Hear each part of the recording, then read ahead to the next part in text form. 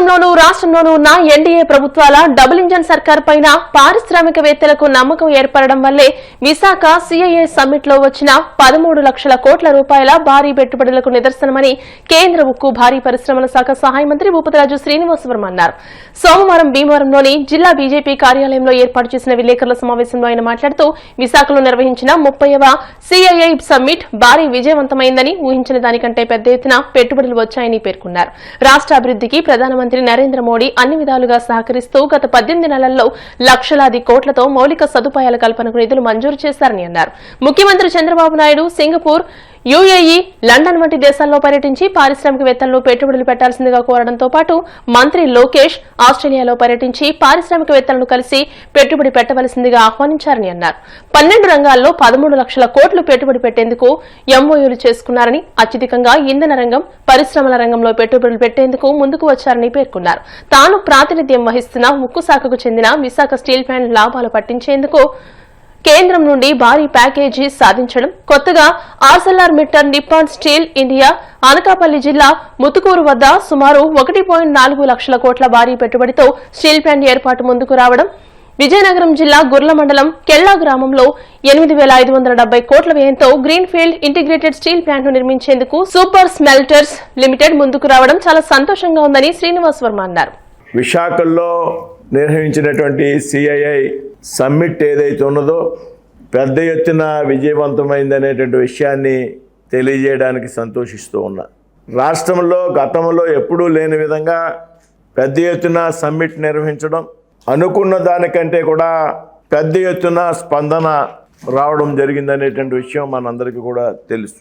దాదాపు 13,25,000 కోట్లు పెట్టుబడులకు సంబంధించి 613 ఎంఓయూలు ఈ సమ్మిట్ ద్వారా ఒప్పందం చేసుకోవడం జరిగింది అనేటువంటి విషయాన్ని తెలియజేయడానికి సంతోషిస్తూ ఉన్నా. అంతేకాదు ఈ ఒప్పందాల ద్వారా రాష్ట్రంలో రాబోయేటువంటి రోజుల్లో దాదాపు 16,25,000 మందికి ఉపాధి అవకాశాలు కలుగుతాయనేటువంటి విషయం కూడా ఇక్కడ నేను ప్రస్తావిస్తూ ఉన్నా.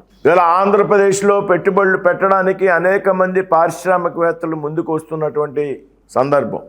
కొత్తగా పెట్టుబడులు పెట్టడానికే కాకుండా రాష్ట్రంలో గత ప్రభుత్వ వైఖరి కారణంగా ఈ రాష్ట్రం నుండి తరలి వెళ్ళిపోయినటువంటి పరిశ్రమలు ఏదైతే ఉన్నాయో ఇతర రాష్ట్రాలకు వారు తిరిగి రాష్ట్రానికి రావడానికి కూడా పెద్ద ఎత్తున ఒప్పందాలు చేసుకున్నారనేటువంటి విషయాన్ని మీకు తెలియజేస్తూ ఉన్నాం.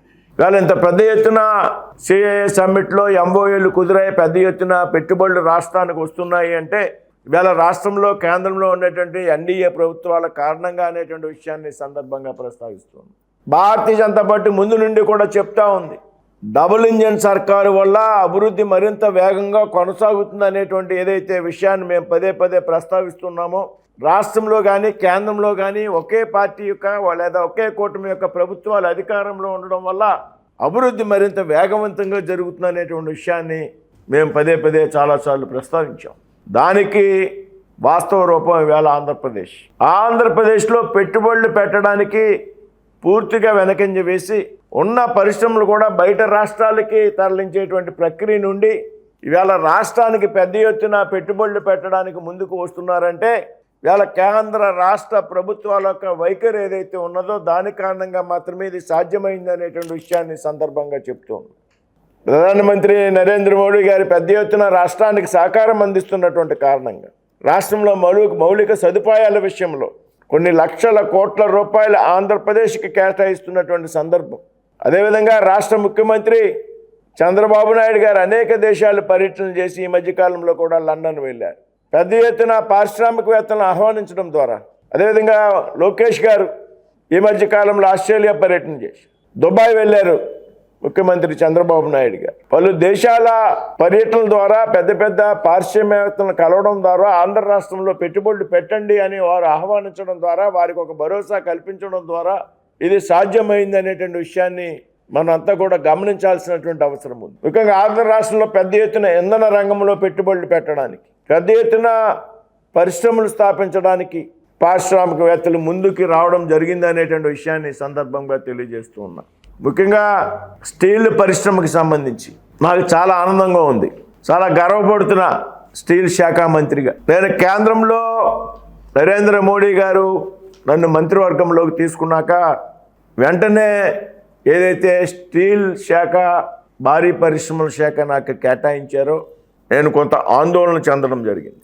కారణం ఏమిటంటే అప్పటికే ఆంధ్రప్రదేశ్లో మన ఏదైతే విశాఖ స్టీల్ ప్లాంట్ ఉన్నదో పెద్ద ఎత్తున ప్రైవేటీకరణకు ప్రయత్నాలు జరుగుతున్నటువంటి సందర్భంలో పెద్ద ఎత్తున ఆంధ్ర రాష్ట్ర ప్రజల యొక్క సెంటిమెంట్తో విశాఖ స్టీల్ ప్లాంట్ ముడిపడి ఉన్నటువంటి పరిస్థితుల్లో నేను స్టీల్ శాఖ మంత్రిగా నియమించబడడం అనేది కొంత ఆందోళన పడినంత విషయం వాస్తవం. సొంత రాష్ట్రం విశాఖ స్టీల్ ప్లాంట్ ఆంధ్ర హక్కు అనేటువంటి నినాదంతో ప్రారంభమైనటువంటి స్టీల్ ప్లాంట్ ఆంధ్రప్రదేశ్ ప్రజలందరూ కూడా సెంటిమెంట్గా భావించేటువంటి ఒక స్టీల్ ప్లాంట్ యొక్క ప్రైవేటీకరణ మనం ఏ విధంగా ఆపగలం అనేటువంటి ఆందోళన నాలో ఉండేది.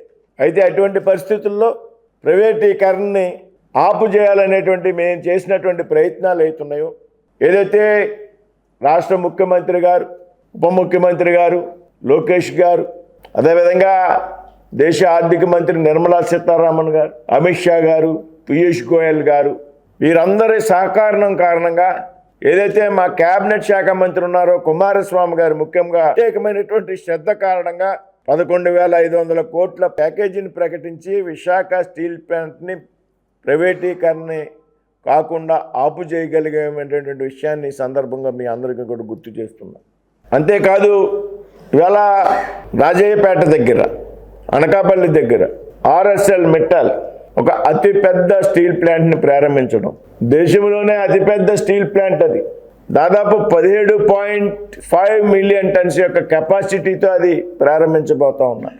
విశాఖ స్టీల్ ప్లాంట్ యొక్క కెపాసిటీ 7.3 మిలియన్ టన్. అయితే ఆర్ఎస్ఎల్ మెటల్ ప్లాంట్ ఏదైతే ఉందో అది 17.5 మిలియన్ టన్. ఇందులో మొదటి విడతగా 7.3 మిలియన్ టన్ ఏదైతే విశాఖ ఉక్కు ప్లాంట్ యొక్క ప్రస్తుత సామర్థ్యం ఉన్నదో దానికి సమానంగా 17.3 మిలియన్ టన్ యొక్క కెపాసిటీతో మొదటి దశలో ఉత్పత్తిని ప్రారంభించాలని వారు నిర్ణయం చేయడం, వారు ఎక్కడ పెట్టాలా అనేటువంటి ఆలోచనలో ఉన్నటువంటి సందర్భంలో ముఖ్యమంత్రి గారి చొరవ, లోకేష్ గారి చొరవ, మా కేబినెట్ మంత్రిగా ఉన్నటువంటి కుమారస్వామి గారి యొక్క చొరవ కారణంగా మేము అది ఆంధ్రప్రదేశ్లో నెలకొల్పాలని కోరడం, పదే పదే మెటల్ సంస్థ యొక్క ప్రతినిధులను కలవడం ద్వారా అది ఆంధ్రప్రదేశ్కి తీసుకురాగలిగేమైనటువంటి విషయం ఈ సందర్భంగా ప్రస్తావిస్తూ ఉన్నాం. దాదాపు 1,35,000 కోట్ల పెట్టుబడుతూ దాదాపు 80,000 మందికి ఉద్యోగాలు కల్పించేటువంటి పరిస్థితుల్లో ఈవేళ రాజయ్యపేటలో స్టీల్ ప్లాంట్ పరిశ్రమకు అనుమతులు మంజూరు చేయడం కేవలం 14 నెలల కాలంలో దేశంలో ఎప్పుడూ ఎక్కడా లేనంత విధంగా ఆ స్టీల్ ప్లాంట్కి సంబంధించి అన్ని అనుమతులు కూడా మంజూరు చేయగలిగాం అనేటువంటి విషయాన్ని చెప్పడానికి గర్వపడుతూ ఉన్నాం. ఏదైతే మా పోర్ట్ఫోలియో ఉన్నటువంటి ఎన్ఎండిసి పైప్ లైన్ ఏదైతే ఉందో దాదాపు 250 కిలోమీటర్ల pipe line, slurry pipe line కూడా ఉపయోగించుకోవడానికి ఆర్ఎస్ఎల్ మెటల్కి అనుమతులు ఇవ్వడం ద్వారా ఇవాళ ఒక నెల రోజుల వ్యవధిలో అక్కడ పనులు ప్రారంభం కావడానికి సిద్ధంగా ఉంది. 2029 నాటికి 7.3 మిలియన్ టన్నుల ఉత్పత్తి ఆ ప్లాంట్ నుండి ఉత్పత్తి అవుతుందనేటువంటి విషయం ఈ సందర్భంగా తెలియజేస్తూ ఉన్నా.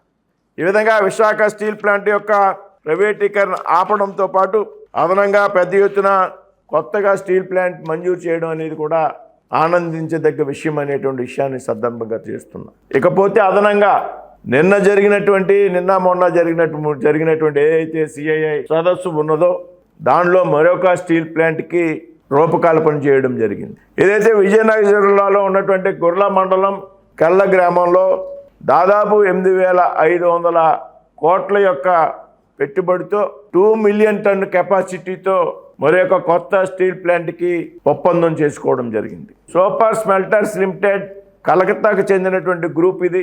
పెద్ద ఎత్తున పరిశ్రమలు స్థాపించడంలో అనుభవం ఉన్నటువంటి గ్రూపు. దీనికి దాదాపు గుడ్ల మండలం కెల్ల గ్రామం దగ్గర 1,050 ఎకరాలకి మంజూరు చేయడం, అదనంగా గృహాల సముదాయానికి 96 ఎకరాలు, అదేవిధంగా ఏదైతే రైల్వే స్లైడింగ్ ఏర్పాటు చేసుకోవడానికి కూడా అదనంగా 53 ఎకరాలు ప్రభుత్వం కేటాయిస్తూ నిన్న రాష్ట్ర ప్రభుత్వం ఉత్తర్వులు ఇచ్చింది. రాబోయేటువంటి అతి కొద్ది కాలంలో దీనికి సంబంధించి అనుమతులు కూడా కేంద్రంలో స్టీల్ శాఖ మంత్రిగా త్వరితగతిన మంజూరు చేస్తామనేటువంటి విషయాన్ని సందర్భంగా తెలియజేస్తూ ఉన్నారు. అంటే కేంద్ర రాష్ట్ర ప్రభుత్వాలు కలిసి పనిచేస్తే ఏ విధంగా అభివృద్ధి కొనసాగుతుంది, అభివృద్ధి ఎంత వేగంగా కొనసాగుతుంది అనేటువంటి విషయానికి ఇది ఒక చక్కటి తార్కాణం. ఈ 2 రోజుల పాటు ఈ సదస్సులో కేంద్ర వాణిజ్య శాఖ మంత్రిగా ఉన్నటువంటి పీయూష్ గోయల్ గారు కూడా పాల్గొనడం, పెద్ద ఎత్తున చంద్రబాబు నాయుడు గారితో, లోకేష్ గారితో, ఇతర రాష్ట్రానికి చెందినటువంటి మంత్రులతో పీయూష్ గోయల్ గారు కూడా అక్కడే ఉండి చక్కటి సమన్వయం చేసుకోవడం ద్వారా పారిశ్రామికవేత్తలతో ఏ విధంగా సాధ్యమైంది అనేటువంటి విషయాన్ని ఈ సందర్భంగా కూడా చెప్తూ ఉన్నాను. అంటే ఏదైతే ఒకప్పుడు నేను భయపడ్డానో స్టీల్ శాఖను కేటాయించిన వెంటనే విశాఖ ఉక్కుకు సంబంధించి దాని ప్రైవేటీకరణ అధిగమించడంతో పాటు నేను మంత్రిగా ఉన్నటువంటి సంవత్సరాల కాలం సమయంలో మరొక 2 స్టీల్ ప్లాంట్లను అదనంగా రాష్ట్రానికి తేగడిగామనేటువంటి ఈ విషయాన్ని సందర్భంగా మీ అందరితో పంచుకోవడానికి ఆనందం వ్యక్తం చేస్తున్నాను. 20 మిలియన్ టన్ స్టీల్ రాబోయేటువంటి 4 సంవత్సరాల తర్వాత ఈ రాష్ట్రం నుండి ఉత్పత్తి కాబోతా ఉంది. ప్రధానమంత్రి నరేంద్ర మోడీ గారికి స్టీల్ ఉత్పత్తిని పెంచడం మీద ఒక ప్రత్యేకమైనటువంటి శ్రద్ధ.